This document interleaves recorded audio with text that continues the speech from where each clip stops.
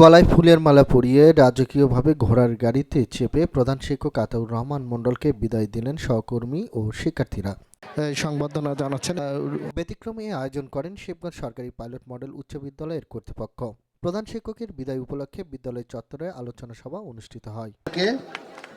আলোচনা সভায় প্রধান অতিথি বগুড়া জেলা শিক্ষা কর্মকর্তা বলেন, প্রধান শিক্ষক তোমাদের ফুলের ভালোবাসায় সিক্ত হয়েছেন। যাই তোমরা যে স্যারকে ভালোবাসা দিলে, ফুলের শুভেচ্ছা দিলে, সেই ম্যাগের গল্প প্রভাত কুমারের ফুলের মূল্য, যে ফুল তো ভারতবর্ষে বহু পাওয়া যায়, কিন্তু ফুলের যে শুভেচ্ছা, ফুলের যে ভালোবাসা, ফুলের যে ফ্লেভার টেস্ট, সেটা ইউনিক, অনন্য।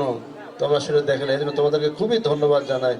তিনি শিক্ষার্থীদের উদ্দেশ্যে বলেন, তোমাদের মাঝেই আমরা বেঁচে থাকি, তোমাদের মাঝেই জীবনকে পার করি।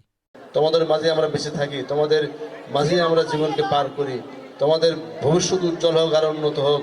তোমরা আতাউর রহমান সাহেবকে যেখানেই পাবা, যেখানেই দেখবা, একটু সালাম দিবে।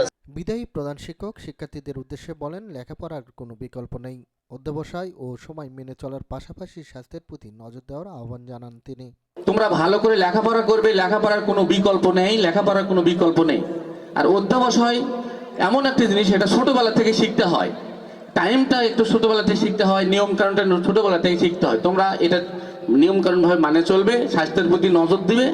প্রতিষ্ঠান পরিচালনা করার ক্ষেত্রে যেমন মেধাবী ব্যক্তির প্রয়োজন, প্রশাসনের সাথে সহায়তা করে এমন রকম শিক্ষক ছিলেন তিনি। প্রতিষ্ঠান পরিচালনার জন্য আমাদের যেরকম মেধাবী ব্যক্তির প্রয়োজন, ঠিক সেরকমই প্রশাসনের সাথে সহায়তা করে, প্রশাসনের ভাবমূর্তি বোঝে এবং তার প্রতিষ্ঠানকে পরিচালনা করতে পারে, এরকম লোকের সবচেয়ে বেশি প্রয়োজন হয়।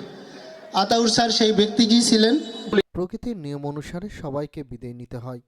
সাজু মিয়া, শিবগঞ্জ নিউজ, বগুড়া।